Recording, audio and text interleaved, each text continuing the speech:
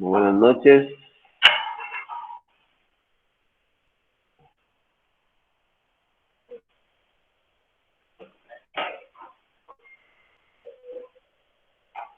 Bueno, vamos a hablar del contrato de cuenta corriente. Este contrato es un contrato también de operaciones de crédito. No la vamos a confundir este contrato de cuenta corriente con el contrato de apertura de crédito mercantil y cuenta corriente. Esto es totalmente distinto. Esto es una modalidad contractual totalmente distinta. Les voy a pedir, por favor, que si ustedes no me escuchan o piensan que no entienden las cosas, podemos parar.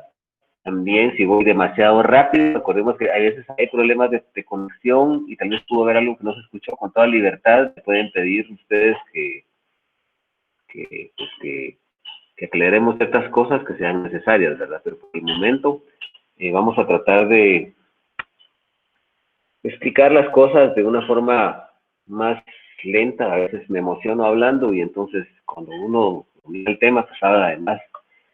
Entonces vamos a tratar de hacer una clase de dinámica, ¿verdad? Una clase muy dinámica para que podamos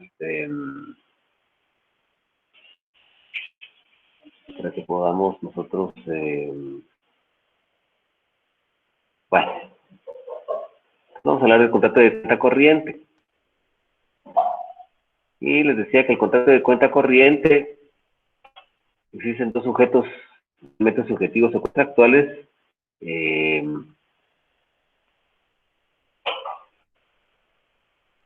son denominados cuentacorrentistas. Estos realizan un acuerdo de voluntades por el que ambos se obligan a entregarse o a ejecutarse prestaciones que consisten en remesas recíprocas de bienes de diversa naturaleza, cuyo valor dinerario constituye partidas de abono y de cargo en cada cuenta correntista. En la respectiva contabilidad del cuenta correntista se hacen partidas de cargo y abono y al final del contrato se saldan las operaciones para determinar quién es deudor y quién es acreedor, ¿verdad? Y en eso al final pues se sabrá quién va a ser el acreedor y pues que podrá cobrar la obligación. Entonces, Lick, disculpe una interrupción. analicemos un poquito Disculpe que el lo código. moleste. ¿Eh? Sí, Fíjese, Lick, que no sé si solo es conmigo, pero no logro ver la presentación. No puedo ver la presentación. Pues sí, compartí pantalla. Pues Sí ahí se no me ve. aparece, no sé si los compañeros, ¿Sí ¿sí? se ve? Sí, sí aparece. No, a mí tampoco me parece.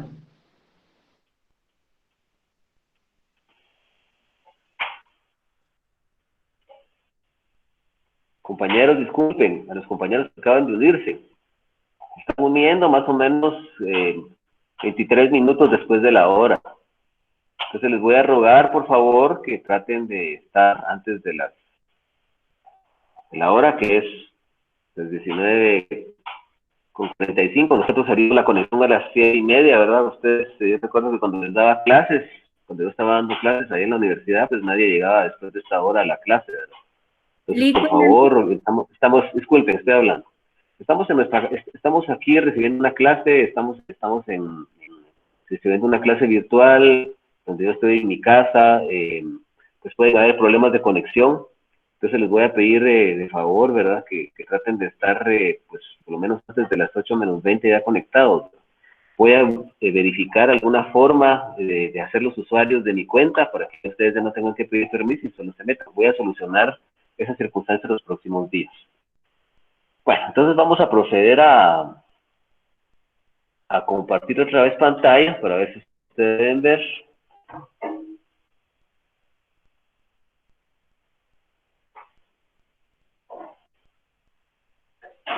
No sé si pueden ustedes ver el contenido. ¿Ya lo pueden ver?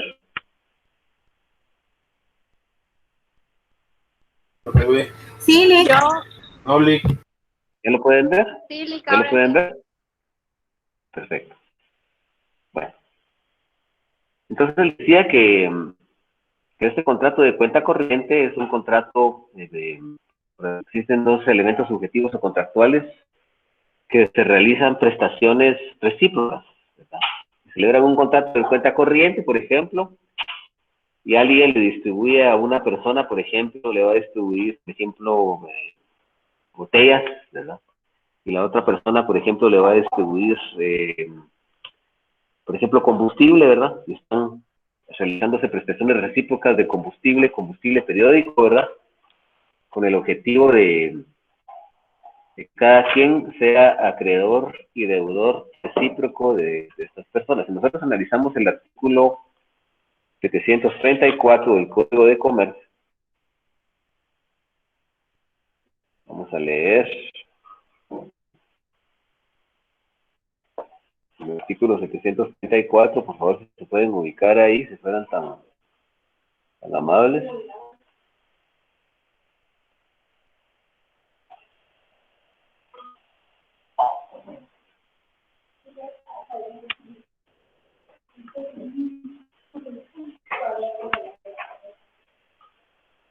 Ese contrato establece, dice, cuenta corriente.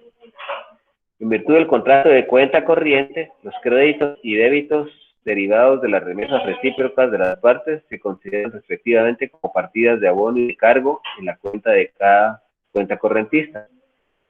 Y solo el saldo que resulta al cierre de la cuenta constituye un crédito exigible en los términos de este contrato. En este contrato hay un plazo. Hay un plazo y yo tengo una cuenta a favor de alguien y otra persona tiene una cuenta mía. ¿Sí? Entonces, por ejemplo, yo le voy a dar botellas a esa persona, o vidrio, o algún otro producto que yo distribuyo, por ejemplo.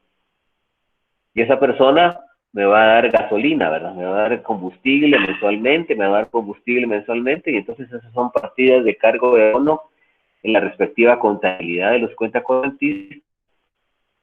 Y solo al final del contrato se va a saber quién es el deudor y quién es el acreedor. Si ponemos un ejemplo mucho más sencillo, mucho más parco de esto, para que podamos entender esta figura, se daría el caso, por ejemplo, de una persona, por ejemplo, que yo le voy a dar a una persona mensualmente 10,000 quetzales, por ejemplo, en maíz, y la persona me va a dar también maíz, pero me va a dar 12,000 quetzales, el otro mes yo le doy 5,000 quetzales en maíz, ella me da 6,000 quetzales en maíz, entonces yo voy adquiriendo producto de él va adquiriendo producto de mí, él es deudor mío, yo soy deudor de él, y en un momento determinado, al final del mes, por ejemplo, yo hago un balance después de 3 meses y él me entregó, por ejemplo, 50,000 quetzales en maíz. Yo le di 30,000 quetzales en frijol. Entonces hoy resulta que yo soy deudor de él por 20,000 quetzales. Entonces, así es como funciona eso. Se hacen prestaciones recíprocas, ¿verdad? Tiene que haber una disposición contractual, tiene que haber un acuerdo de voluntades para que exista este contrato. No sé si alguien tiene alguna duda de esto antes de que pasemos, digamos, analizando esta figura.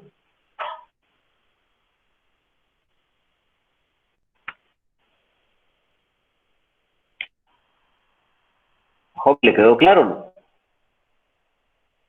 Joblin.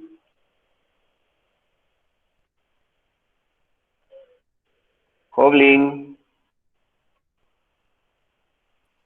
Sí, que esta cuestión se queda trabado el cuento cuando Pacho para contestar, digo, para activar el audio. Cualquier duda. Sí, no, estoy tratando de figurármelo ya en la práctica comercial. O sea, usted y yo firmamos este tipo de acuerdo por 6 meses. Ajá. Yo tengo una... Usted me va a proporcionar a mí aquellas estatuillas que usted hace, que las hace en gran escala, hace unas 80,000, unas 8,000 al mes. Y yo le voy a proporcionar a usted, por ejemplo, papel cartón, o le voy a proporcionar algún material. ¿Qué utiliza usted para hacerlas? A ese punto quería llegar. Si tiene que ir correlacionado, usted me puede proveer el producto, yo al final entrego el producto, usted lo comercializa, porque hay otro tipo de contrato en el ámbito civil que va, tal vez estoy un poquito confundido, pero si no estoy mal, al final se hace un, ¿qué? Un balance o cómo, para ver quién es el que tiene la deuda mayor o cómo. Así es, así es. O Yo sea, yo le doy a usted, ¿qué es lo que se utiliza para hacer esas estatuillas? pongámosle la porcelana. Usted es un Ya, yo productor le de doy porcelana. porcelana, yo soy un productor de porcelana, yo le proveo porcelana a usted, le doy porcelana equivalente a 10,000 quetzales al mes, y usted me entrega estatuillas, por ejemplo, y resulta que en este mes las estatuillas que usted me entregó ascienden a 12,000 quetzales, entonces prácticamente yo le debo a usted 2,000 quetzales. Puede ser Ya. que el otro mes la porcelana que yo le entregue a usted sea de 20,000 quetzales y las estatuillas que usted me entreguen llegue solo a 15,000 quetzales, entonces usted me debe 5,000 quetzales. Así es como funciona eso. Sí, ahí está Yo bien. le, Pero si se logra establecer el acreedor y el deudor, ¿esto genera intereses? ¿O también viene el acuerdo o en las cláusulas? no, no genera intereses porque prácticamente son prestaciones de cosas muebles, de cosas que los comerciantes comercializan, ¿verdad? Sí. Así es como esto funciona. Bueno, vamos a seguir. Leamos, por favor, leemos el artículo 734. Dice, en virtud del contrato de cuenta corriente, dice, los créditos y débitos derivados de las remesas recíprocas de las partes se consideran recíprocamente como partidas de abono y cargo en la cuenta de cada correntista, y el saldo que resulte, el cierre de la cuenta constituirá un crédito exigible en los términos de este contrato. Vamos a hablar de las características del contrato. Y el contrato es un contrato consensual, pues que se perfecciona con el consentimiento. El contrato es principal porque no necesita de otro contrato para poder nacer a la vida jurídica. El contrato es bilateral porque los objetos que intervienen en los cuentacorrentistas son dos, puede ser más de tres, de dos, ¿verdad? Tienen que ser todos los cuentacorrentistas. Es oneroso porque así como pueden haber pérdidas, pues también pueden haber ganancias. Al momento de ser acreedor y deudor recíproco, pues, se da mucho esto de la onerosidad. Es un contrato nominado porque la ley, al tipificarlo, regularlo, pues le asigna un nombre cuando el legislador lo creó. Y es de tracto sucesivo. ¿Por qué? Porque son una serie de prestaciones que se materializan en el tiempo, ¿verdad? O sea, hasta un plazo determinado. Este contrato es por un plazo determinado y las prestaciones de cargo y de débito y crédito, de cargo de abono en la respectiva contabilidad de cada cuenta corriente no son solo una, son varias. Entonces se desarrollan en el tiempo. O sea, no es un contrato de tracto único, como la compraventa. Vamos a establecer que dentro de los elementos subjetivos son los cuentacorrentistas, que son las personas individuales o jurídicas, porque también puede ser una sociedad anónima, puede ser un comerciante individual, que se ejecuten prestaciones y son periódicas porque se realizan con un lapso de tiempo entre cada una, ¿sí? De bienes de diversa naturaleza. Aquí, por eso me preguntaba Howling lo de los intereses, que no está aquí, porque son bienes de diversa naturaleza, constituyendo a estas personas acreedores y deudores recíprocos de forma eventual. ¿Por qué? Porque en un momento determinado, en la ejecución periódica de las prestaciones, una persona puede ser acreedor, otra persona puede ser deudor. En este caso que estábamos analizando, mi persona en un momento determinado al final de este mes puede ser acreedor de Howling, y al siguiente mes Howling va a ser mi acreedor y yo soy deudor, y así las cosas pueden variar, ¿verdad? Mientras no opere el cierre de la cuenta. Hay que tener en cuenta que aquí hay un plazo y la cuenta cierra la cuenta al final de ese plazo. El cierre de la cuenta opera cada 6 meses, pero eso, el cierre de la cuenta no significa el final del plazo. Se pueden pactar cierres de cuenta dentro del contrato. Eso lo vamos a analizar más adelante cuando analicemos el código. El elemento material de este contrato básicamente son las prestaciones recíprocas que pueden consistir en bienes de naturaleza varia, bienes muebles, que constituyen partidas de crédito y débito en la contabilidad de cada cuenta corriente. El elemento formal es la libertad de forma mercantil, es decir, las partes pueden contratar y obligar de la forma que estimen oportuna, pero siempre tiene que haber una constancia de que ese contrato existe. Analicemos ahora el código. El artículo 735 establece la circunstancia de que en la contabilidad de un comerciante se abra una cuenta corriente a otro, quien a su vez lleve una cuenta corriente al primero, no prueba por sí sola que entre ellos exista un contrato de cuenta corriente. O sea, si yo tengo, si esto se da, para que exista el contrato de cuenta corriente, tiene que haber un pacto expreso. Un pacto expreso. Porque si yo tengo una cuenta corriente de algún producto,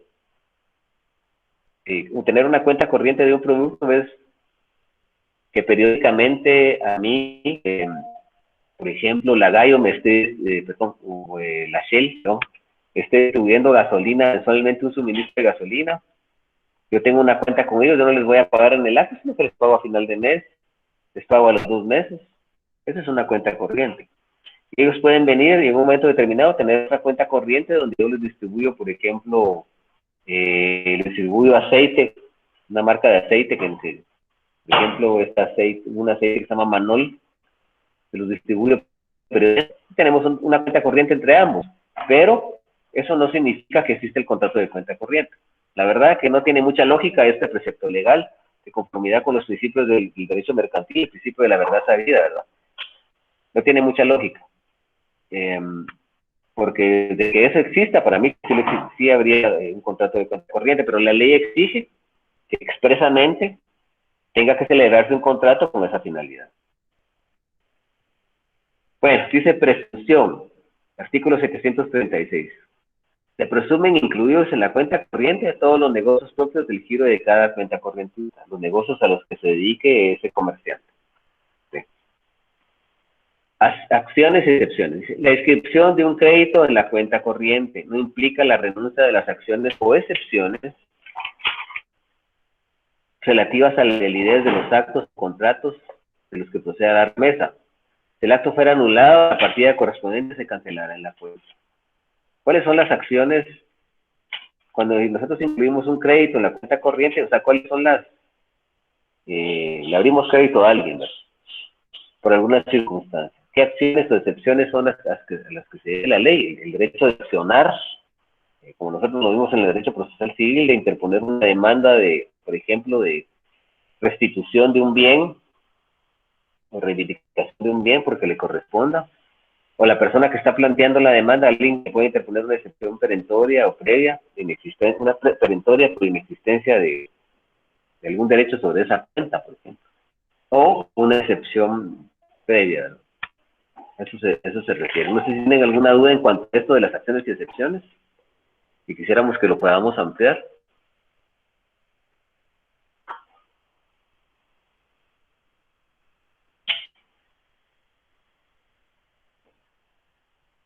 Bueno,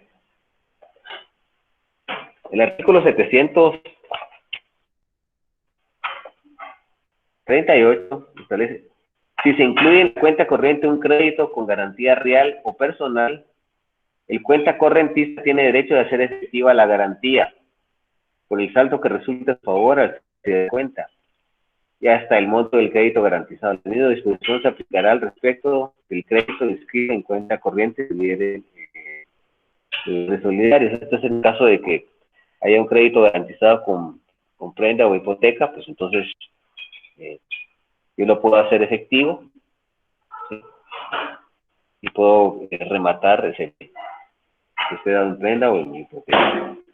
Dice crédito a cargo de un tercero. La inclusión de un crédito a cargo de un tercero se presume hecha salvo buen cobro. ¿Qué quiere decir hecho salvo buen cobro? Que se presume que eso se va a pagar. Estábamos hablando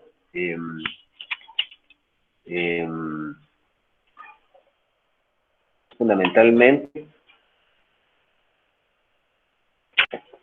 aquí de los créditos, porque en este orden de ideas se establece fundamentalmente que también se puede aportar créditos dentro de la cuenta corriente. Dice embargo del saldo eventual. El acreedor de un cuenta correntista puede embargar el saldo eventual de la cuenta corriente. El embargo debe notificarse por la autoridad que lo realice al otro cuenta correntista. quien desde luego tendrá derecho a dar por terminada la cuenta. ¿Cuál es el saldo eventual? El saldo que va operando aquí. El contrato va a tener tiene dos particularidades de tiempo y lugar, unidades temporales. Hay la cuenta regularmente se cierra a 6 meses, pero eso no es el final del contrato. Nosotros podemos establecer un contrato por 3 años, ¿sí? Y podemos pactar que la cuenta se cierre cada 6 meses. Cada 6 meses tendremos un saldo eventual y cada 6 meses sabremos quién es acreedor y quién es deudor. O puede ser que los contratantes pacten que el cierre de la cuenta sea, por ejemplo, cada 3 meses, cada 4, etcétera. Pero vamos a analizar más adelante en el siguiente artículo que el cierre de la cuenta es cada 6 meses y el contrato pues está también determinado a un plazo, ¿verdad? Entonces este artículo decía, el acreedor de una cuenta correntista puede embargar el saldo eventual de la cuenta corriente. El embargo debe notificarse por la autoridad que revise el otro cuenta correntista, quien desde luego tendrá derecho a dar por terminada la cuenta.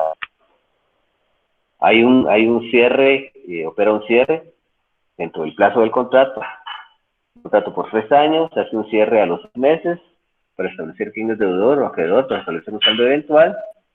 Y resulta que hay un saldo a favor mío y yo tengo una deuda, no la cumplo, entonces mi acreedor me puede embargar ese saldo eventual para poder hacer pago.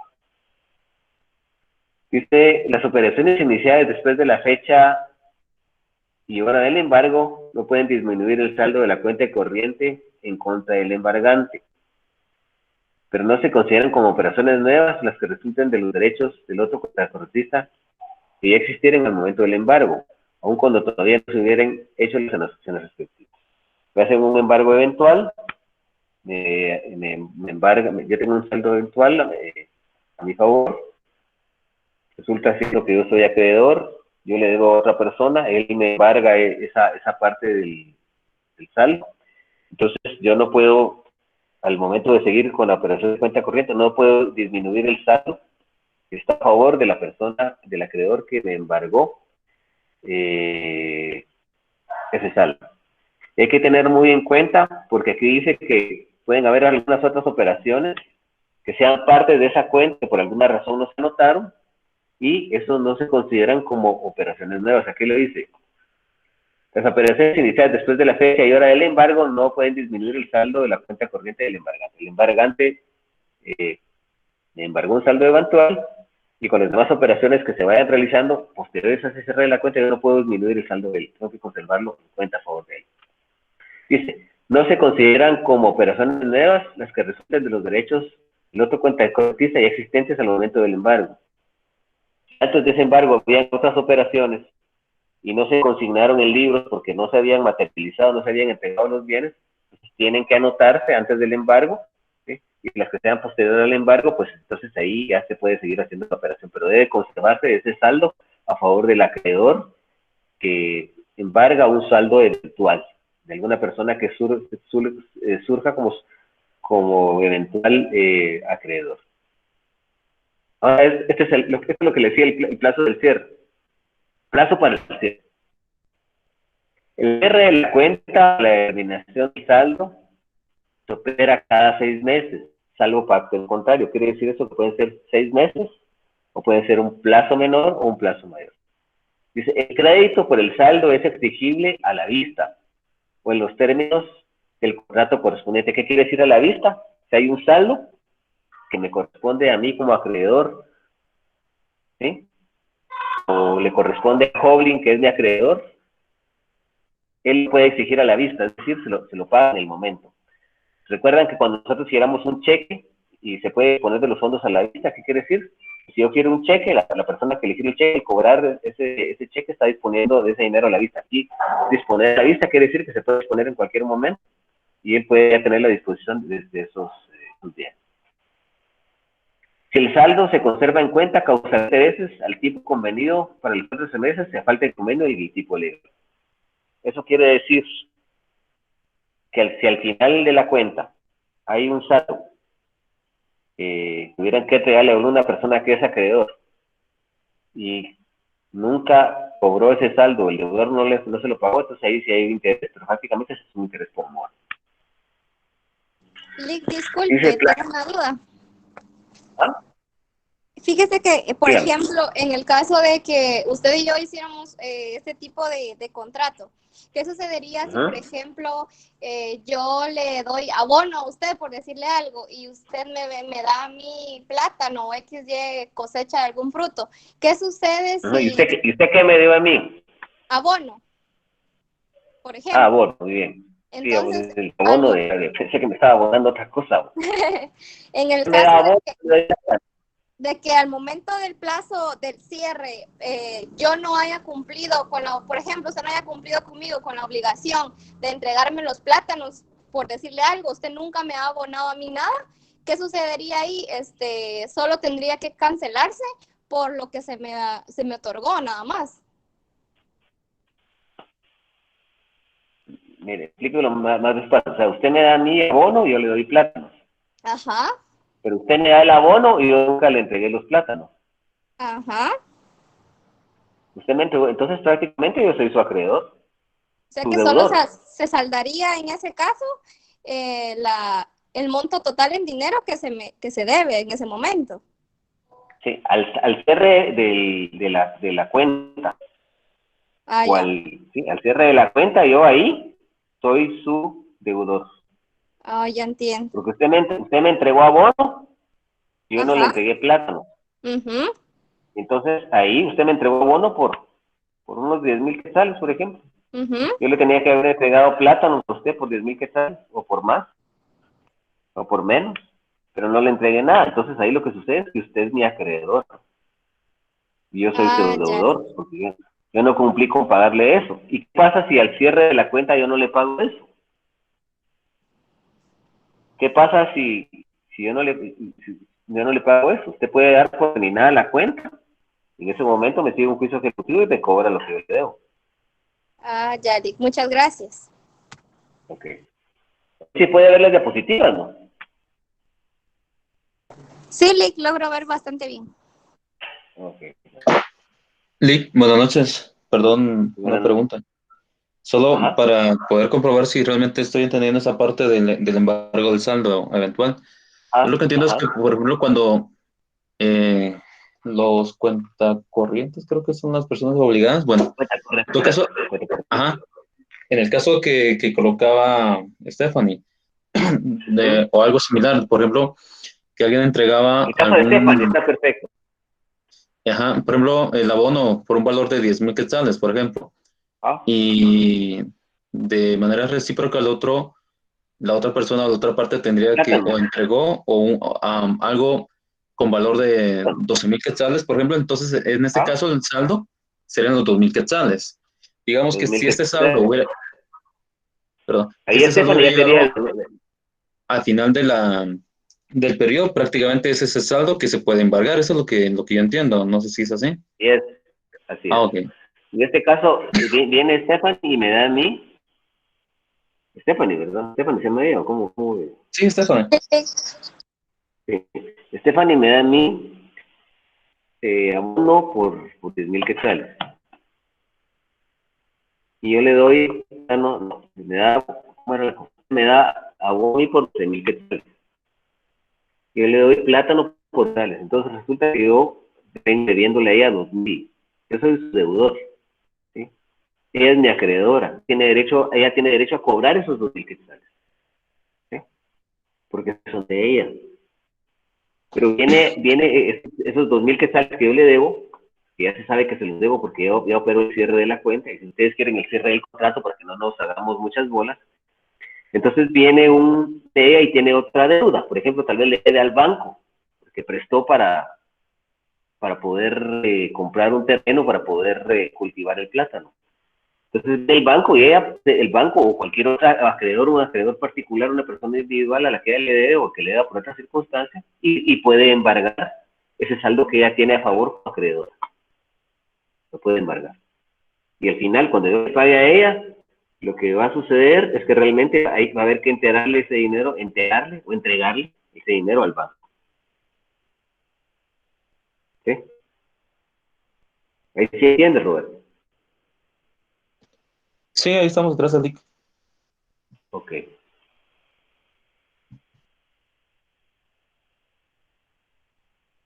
Son las 8:20, ¿verdad? ¿Cuánto tiempo tenemos de estar dando clases?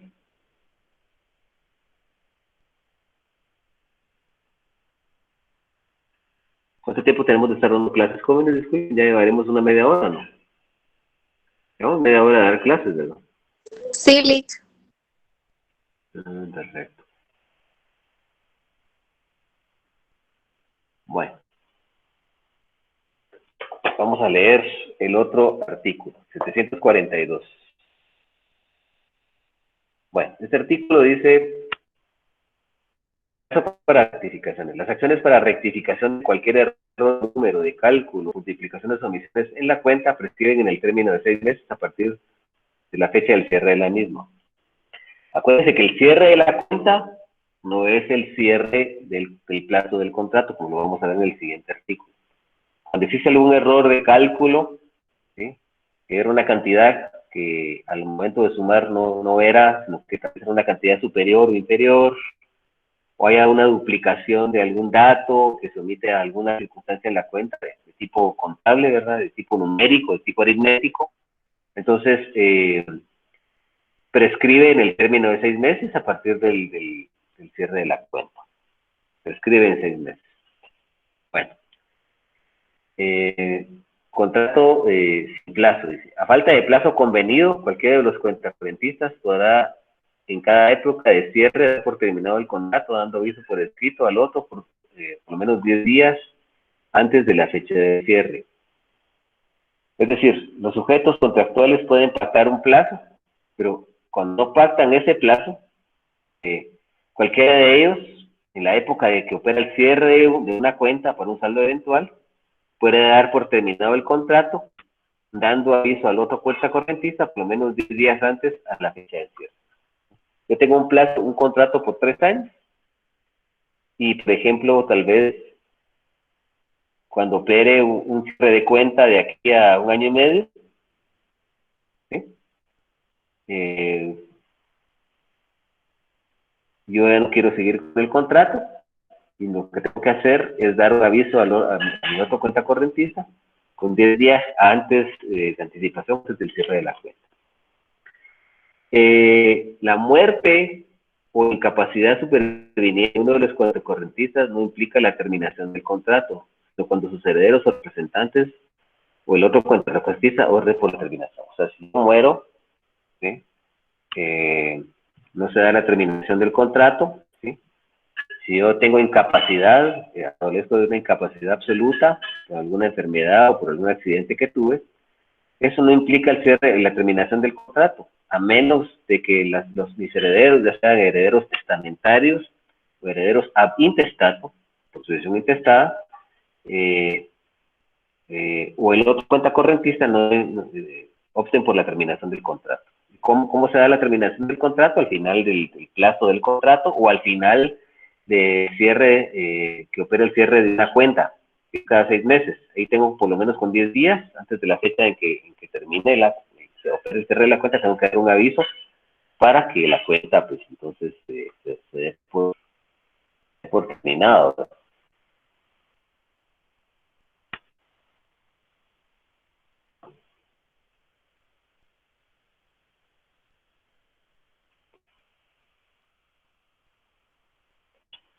Bueno, vamos a analizar. ¿Tienen alguna duda con respecto a esta figura? ¿Alguna duda?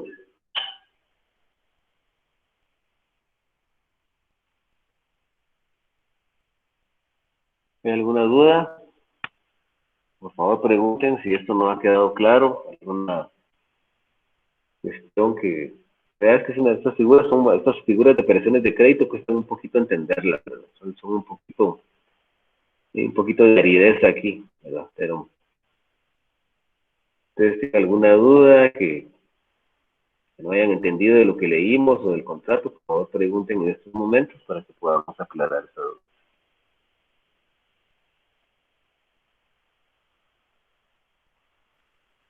Todo en orden.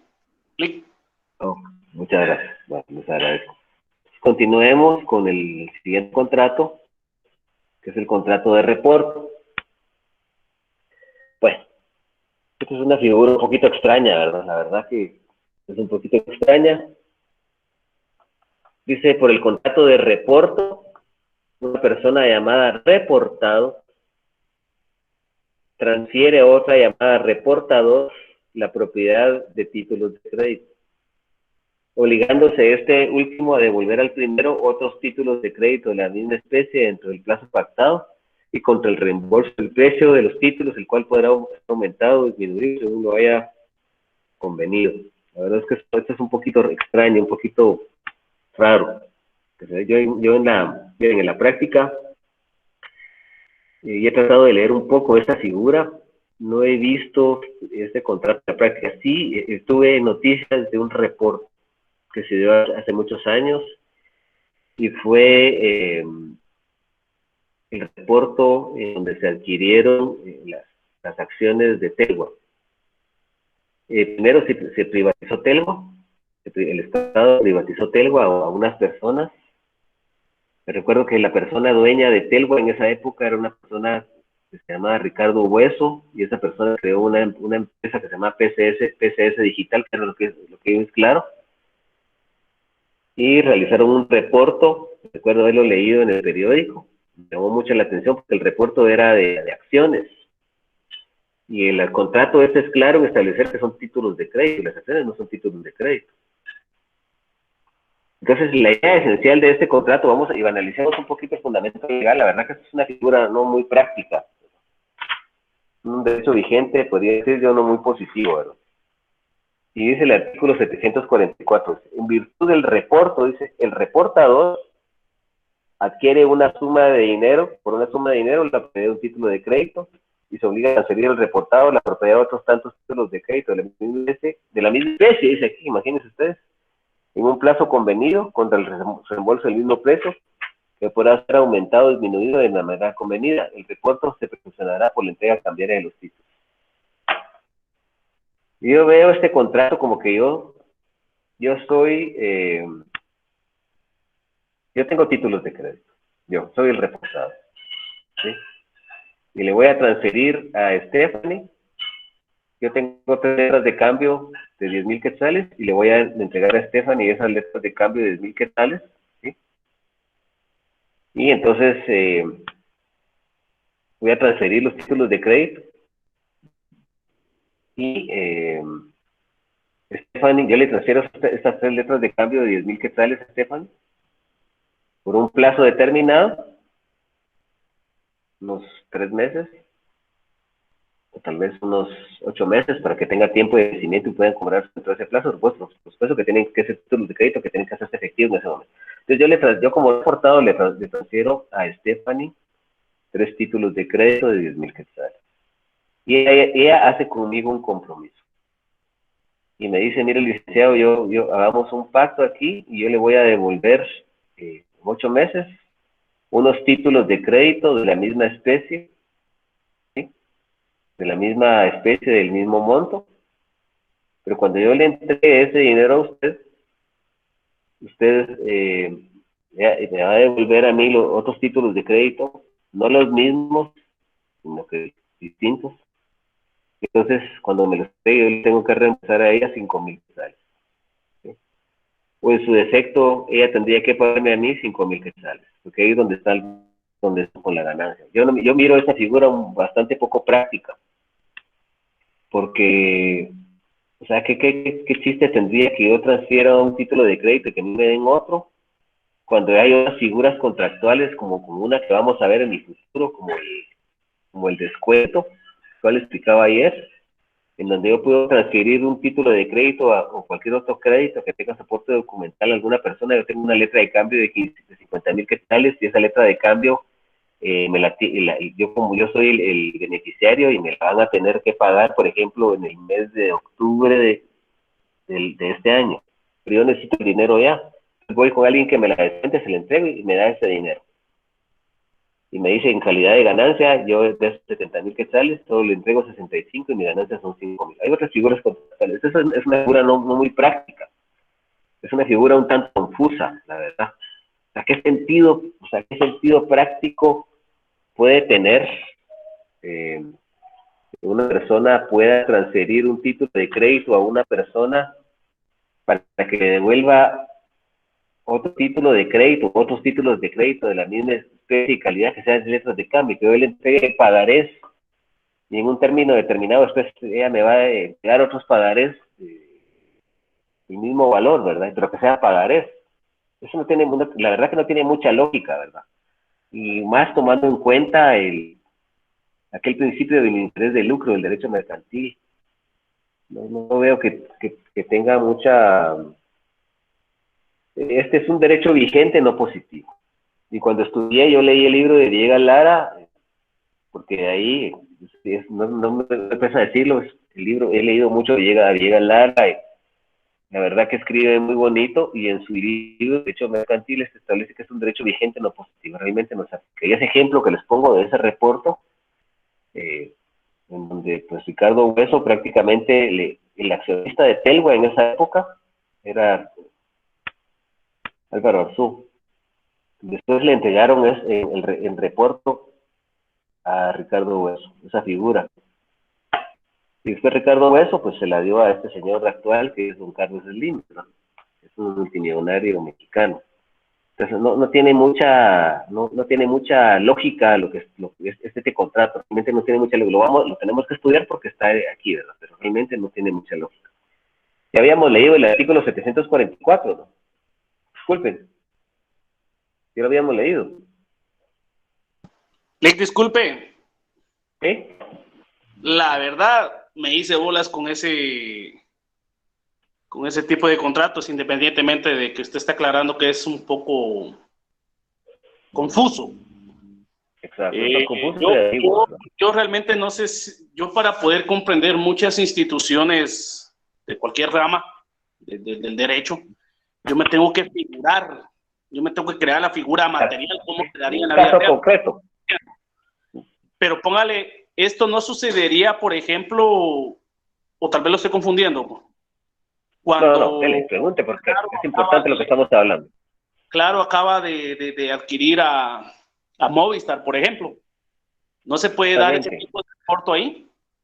No se puede dar porque el reporto es de títulos de crédito.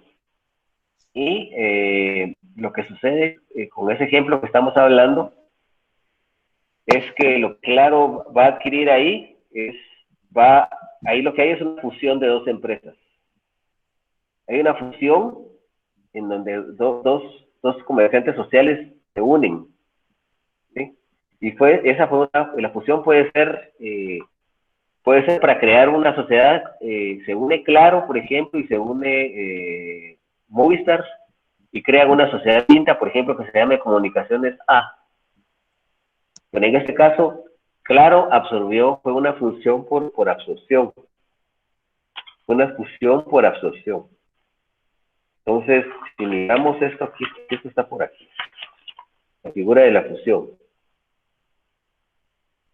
Si vemos el artículo 256, dice formas de fusión.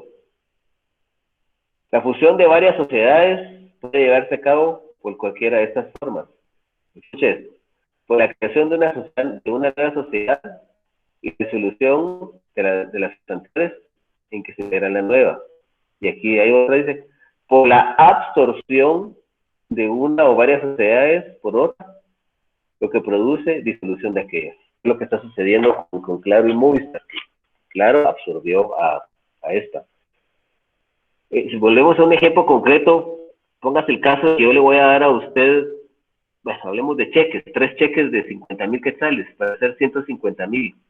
Hacemos un plazo y usted en el mes de abril del 2020 me tendría que entregar otros 3 cheques, pero ya no me entregaría los 150,000 quetzales, sino que me daría, por ejemplo, 140,000 quetzales, para que usted tenga una ganancia de 10,000.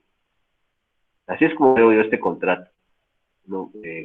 En donde yo le transfiero títulos de crédito a usted, y después de un plazo, usted me va a transferir otros títulos de crédito de la misma especie, ¿verdad? Pero no son los mismos títulos de crédito, sino que son otros. Pero usted pone de ejemplo los 140,000 por el principio de lucro. Así es. Así es. Licenciado Chavarría. ¿Sí? Chavarría, habla Brian López. Yo entiendo esto como una especie de préstamo de títulos de crédito de una empresa a otra, y puede impactar de que al haberle, ahí sí que ha hecho el préstamo de títulos de crédito, le va a devolver lo que le prestó con intereses, pero los intereses también serían Así títulos es. de crédito. Con intereses se lo puede devolver, o también podría ser el caso, ese caso que usted habla de ese préstamo, sí, está bien.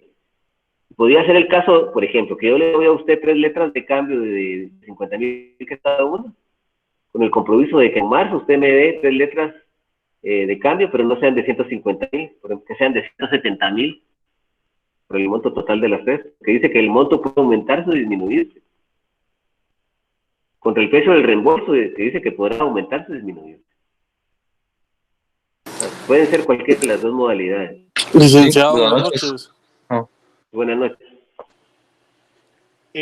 Por ejemplo, este sería como un contrato de mutuo, pero no es en dinero, sino es en títulos de crédito, más o menos. Así es. Igualito. O sea que para no hacerse bolas, ahí sí que Tal compactar uno vez con no otro. mutuo, tal vez no mutuo, más que todo sería un comodato. Ya. Donde se va a poner el valor de, por ejemplo, sería el valor en estos casos de los títulos de crédito, si no estoy mal. Así es. Ok. Esa era mi duda. Pero sí, Gracias, Lick. muchas gracias. ¿Algún Sí, otro que tenga una duda? Porque esto sí, hable, sí, con las dígame. preguntas. Solo para ver siempre verificar si estoy comprendiendo cómo funciona este contrato. Yo lo que entendí es, por ejemplo, que yo como empresa, pongámosle, yo voy a girar unos títulos de crédito que tengan valor de 30,000 quetzales, por ejemplo, independientemente de qué título de crédito sea, a otra ¿Cuántos persona, tipos? una letra de cambio, digamos que son letras de cambio, por valor de Una de 30 dos mil letras de quetzales. cambio, 2 de Ajá. 15,000. Está bien, muy bien. Ajá, entonces, a otra persona, pactamos que en el plazo de 6 meses, por ejemplo, esa ¿De qué? persona, A diciembre, enero, ajá, enero. sí, puede ser, y que como dice acá, que el monto puede disminuir o no, que me puede regresar otras letras de cambio, incluso yo puedo pactar de que me dé 25,000 de regreso, es decir, no necesariamente los 30,000, porque a mí me urge, digamos que ese dinero prácticamente es como y con el objeto de que las letras de cambio que yo entregué pues entren en circulación y luego me regresan a mí otras diferentes, pero impactando quizás, como digo, un valor menor. Y que la Menor, otra persona, o puede, por el hecho de haber aceptado la letra de cambio, lo que tiene como beneficio son 5,000 quetzales. así es Okay. Sí, porque así es esto. ahorita estaba buscando acá en internet, prácticamente en San Google, y lo que me salía es que Qué bueno, prácticamente era como vender acciones, algo así lo tiene así es, la figura. Entonces, así es. Es prácticamente, que lo que pasa es que, sí, estoy hablando, perdón. sí, o sea, lo que me saliera era como prácticamente las acciones de una sociedad, pero quizás esto ya sería como para hacerlo un poco más ágil, quizás, no sé. Fíjese que yo creo, miren, una futura revisión de nuestro Código de Comercio, una futura reforma, en primer lugar, tendría que incluir las acciones como títulos de crédito.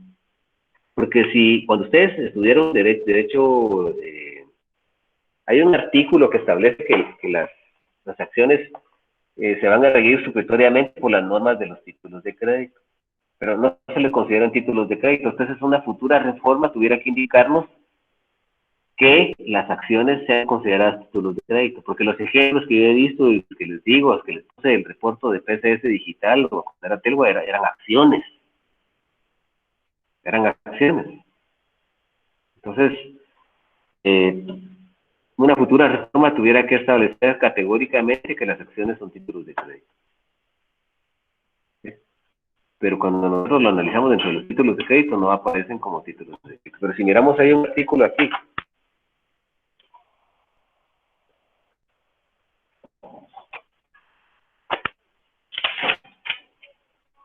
entonces, encender la luz, gorda, ¿eh?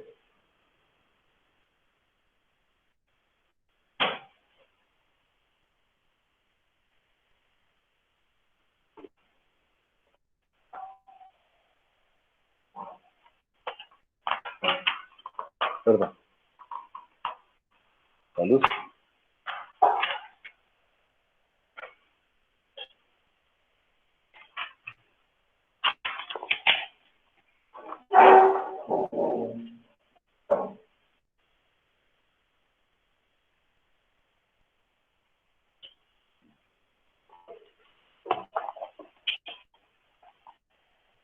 Nosotros en la telenovela este artículo es este.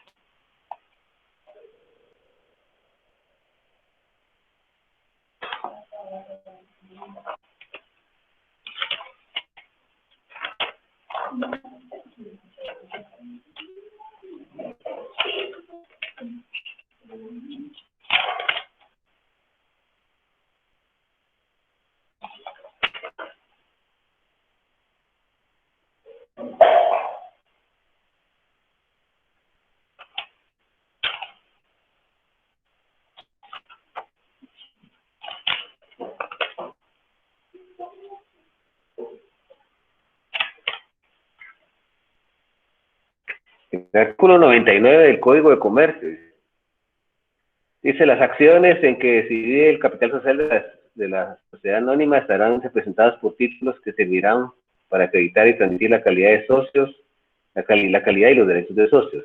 Ahora escucha eso, dice: a los títulos de las acciones en lo que sea conducente se aplicarán las disposiciones de los títulos de crédito. Mejor hubieran dicho de una vez que las acciones sean equiparables a títulos de crédito y que consiste un título de crédito. Eso es realmente una cuestión bien, de repente tal vez establecer que por la naturaleza de ese artículo fue que se pueden utilizar las acciones para esto. Sería viable, ¿verdad? Pero debería haber un poquito de más claridad en cuanto a ese respecto. ¿Algún otro compañero tiene alguna duda, por favor, de esta figura contractual para que la ampliemos? ¿O podemos seguir, avanzando? Dígame. Tal vez Dígame. solo para entenderlo más detalladamente, el objetivo principal entonces de este contrato sería más que todo la adquisición de una suma de dinero, pero no de manera material, sino por medio de los títulos de crédito. Así es, totalmente. Tal vez para evitar la transacción. Yo necesito 30,000 quetzales hoy, entonces yo le doy títulos de crédito, pero cuando usted me devuelva, ya no me va a devolver 30,000, sino 25,000. Ya, gracias. Es negocio, es lucro. Okay. ¿Alguien había tomado la palabra, por favor? Ok, está bien. ¿Alguien había tomado la palabra y lo escucho?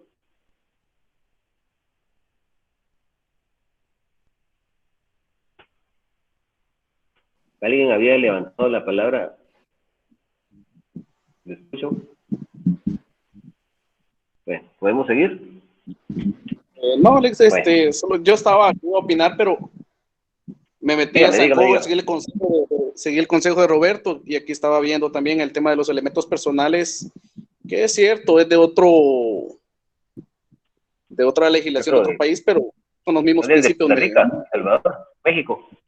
No, es acá, pero es que acá, le digo por el tipo de citación que estaba citando otro tipo de ley, ¿verdad? Pero estaba viendo acá, tal vez ahí con el fin de aportar algo, usted dirá, que dice los elementos personales, el reportador adquiere los títulos de crédito pagando su precio y los podrá utilizar como guste, dice, durante el plazo del contrato. Después deberá reintegrarlos contra el pago del mismo precio más un premio, lo que usted dice.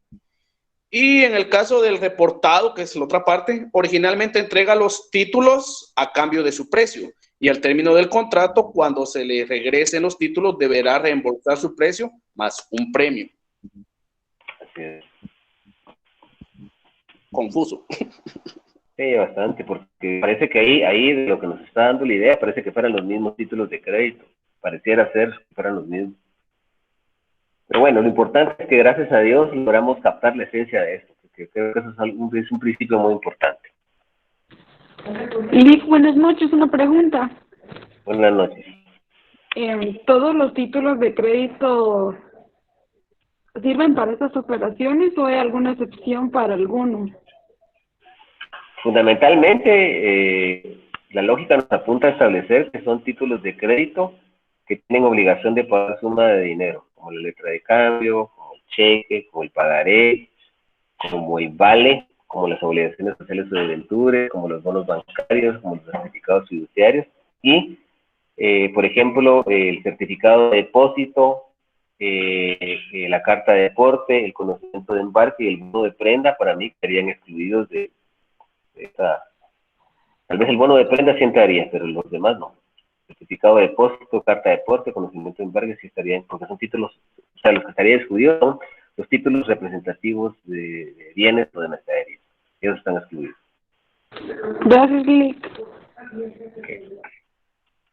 Bueno, entonces analicemos un poquito. Ya el 744 lo leímos, jóvenes. Disculpen, ya lo leí, no me acuerdo. No lo voy a volver a leer. En virtud del reporto, el reportador adquiere por una suma de dinero la propiedad del título de crédito y se obliga a transferir al reportado la propiedad de otros títulos de crédito de la misma especie en el plazo convenido, con el reembolso del mismo precio que podrá ser aumentado o disminuido de manera convenida. El reporto se perfeccionará con la entrega cambiaria de los títulos. Un contrato real. El reporto se perfecciona con la entrega de los títulos. Si nosotros analizamos los elementos, es un contrato real y la base legal, aquí descansémosla.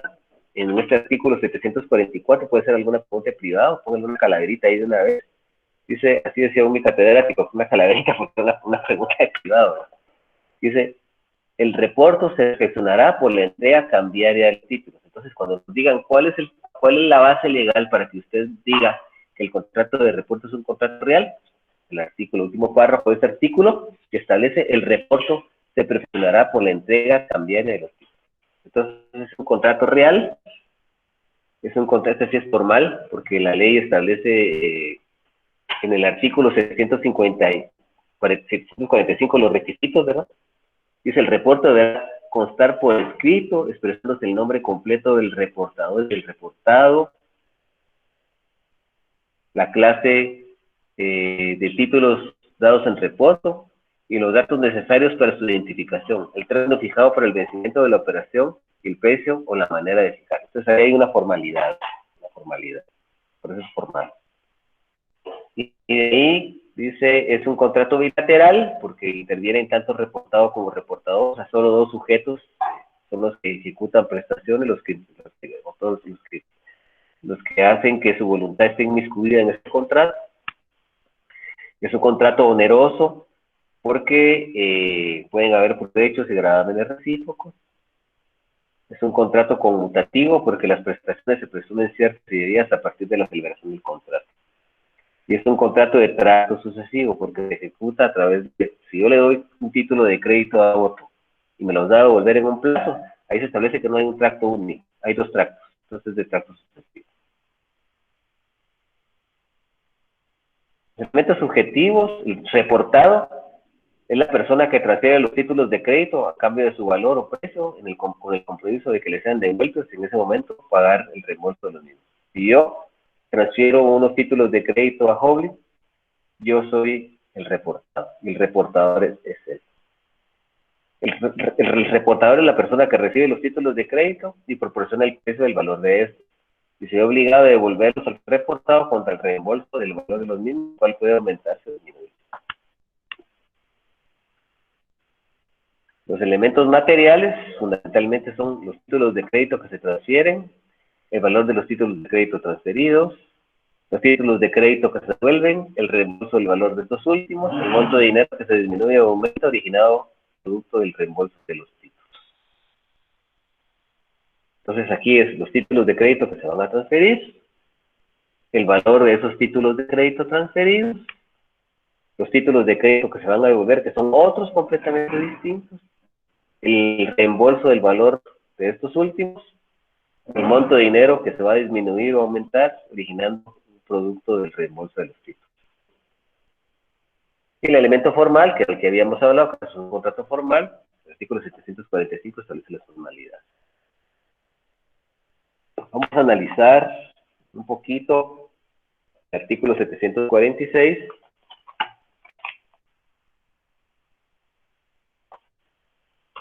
Y dice, derecho de opción.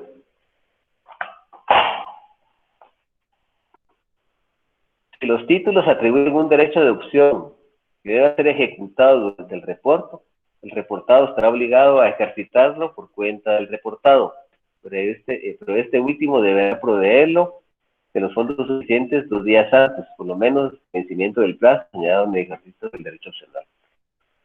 El derecho de opción. ¿Qué es un derecho de opción? Que el título de crédito tenga opciones alternativas, ¿no?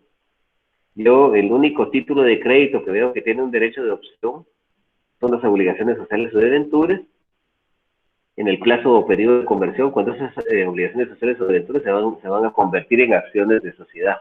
Es el único título de crédito que tiene un derecho de opción. Un derecho de opción es que el derecho literal y autónomo de ese título tenga dos derechos literales autónomos a través del cual el beneficiario puede escoger uno de los dos. Derecho de opción.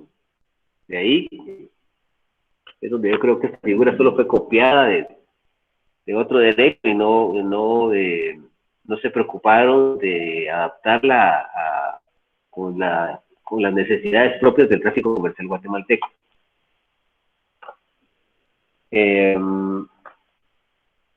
Escuchen esto, o sea, no hay títulos que tengan derecho de opción. Yo les di títulos de crédito y lo único que tiene derecho de opción es las obligaciones sociales y debentures cuando se convierten en acciones de sociedad. Es el único. De ahí no hay otro que tenga derecho de opción. ¿O alguien quisiera hacer alguna acotación en cuanto a este respecto del derecho de opción?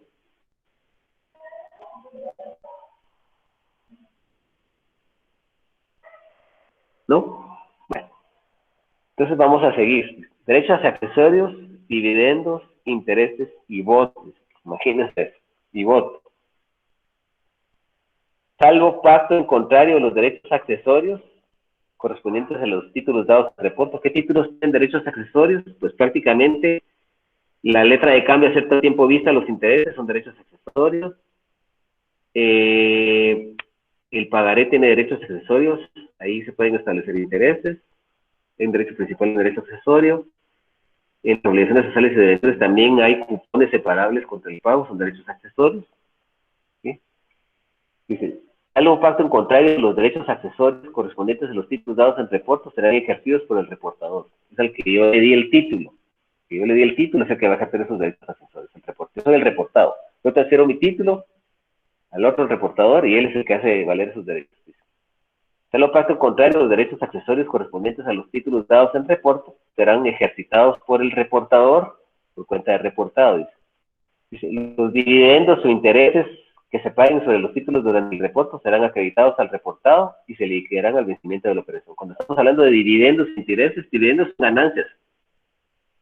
Intereses, ya vimos cuáles son los que pueden producir intereses, pero dividendos, cuando estamos hablando del dividendo es de una ganancia, de un título de crédito que genere una ganancia, pero genera que el título reclame ganancia a favor de una persona. Los únicos títulos que he visto yo en mi práctica que generen dividendos, porque dividendo es una utilidad, no estamos hablando que el cheque, por ejemplo, que tiene una prestación de pagar una suma de dinero líquida exigible, eso no es un dividendo.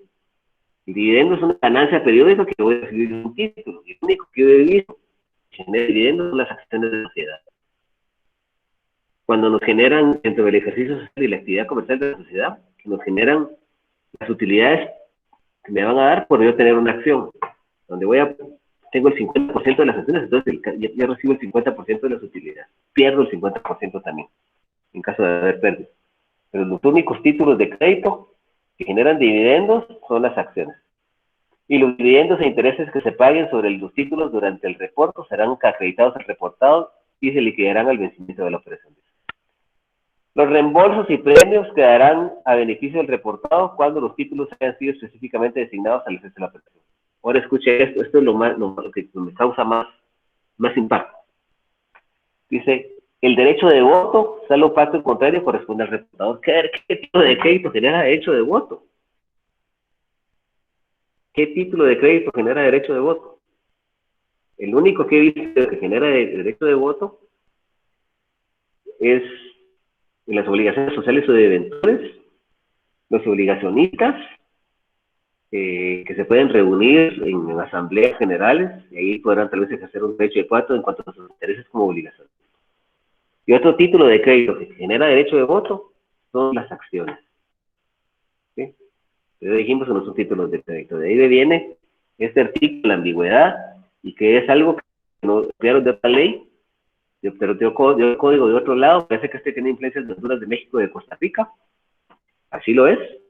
Y, o sea, ¿qué título de crédito genera derecho de voto? O sea, el derecho de voto es el que tiene el accionista en una asamblea general de accionistas de una sociedad para aprobar el estado de pérdidas y ganancias, para aprobar el proyecto de la liquidez, el proyecto de utilidades, el proyecto de utilidades es lo que se ganó, el proyecto de las operaciones de una sociedad que está haciendo un informe para ver cuánto fueron las ganancias en el ejercicio fiscal y cuánto de ganancias le corresponde a cada socio.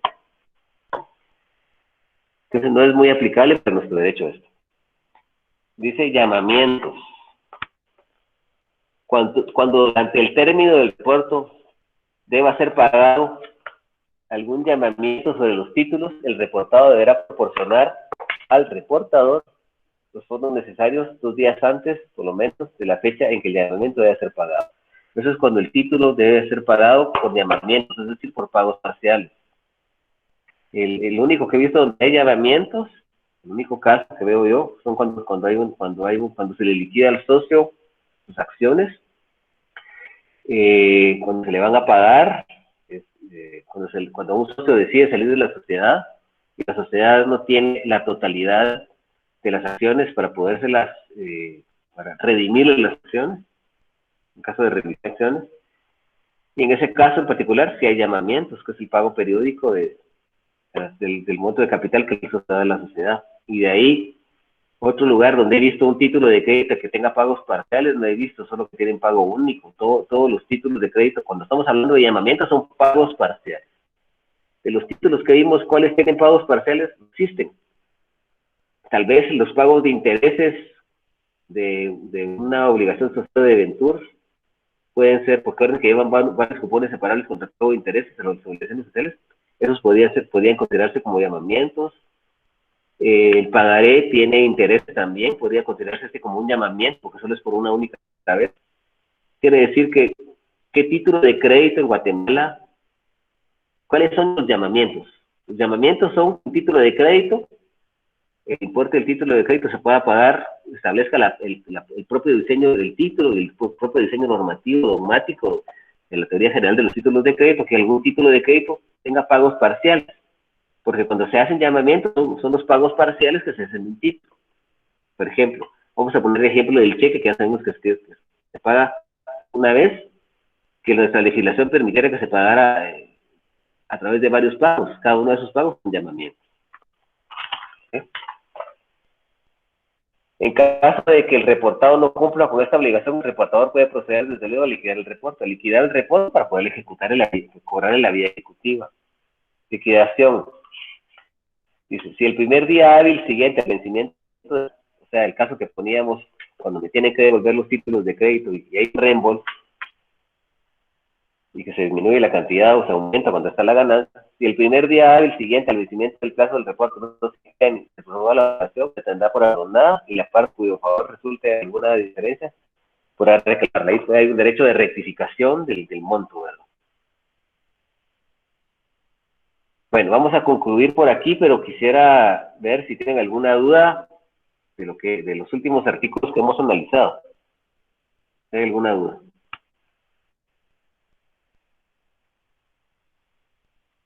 Hoblin, ¿hay alguna duda?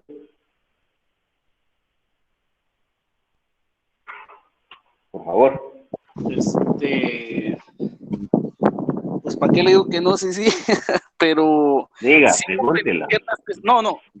Sí comprendí ciertas cuestiones, pero no, o sea, sí, lo básico sí lo entendí, pero tengo otras dudas ahí, no sé ni cómo planteárselas. Sí, pregúntela. Es que no sé cómo planteárselas, pero aquí lo que me resta... Pena, pregunte. No, hombre, sí, o sea, yo le pregunto, pero como le digo, no, lo que me resta ahí es,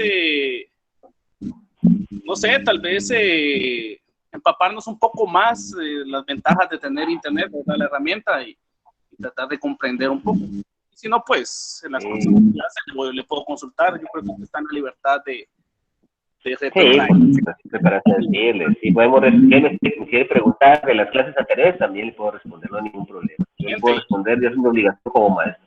Una obligación. Y eso se le agradece, ¿verdad? Entonces, como le digo, me voy a empapar un poco más, no tanto por el hecho de que puntualmente en un examen vaya a preguntar de eso, puede que sí, puede que no, pero no está de más, ¿va? Sí, veo que esta figura casi no la preguntan en los exámenes, honestamente, porque tiene tanta confusión que es tan difícil de poderla evaluar que a veces pueden pensar que por mala fe hago preguntas de ahí con la finalidad de crear una confusión y llevarlos al fracaso, pero regularmente esta figura, honestamente, no me gusta preguntarla porque realmente ni yo mismo la entiendo, honestamente. Así, claro. O sea, sí, se las he explicado, pero yo creo que es un derecho vigente no positivo por todo lo que hemos visto últimamente discutiendo en las últimas cosas.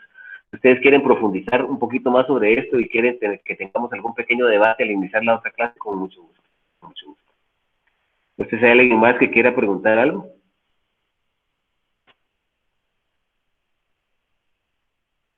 Bueno, entonces vamos a... Voy a dejar de grabar para que no sea tan grande la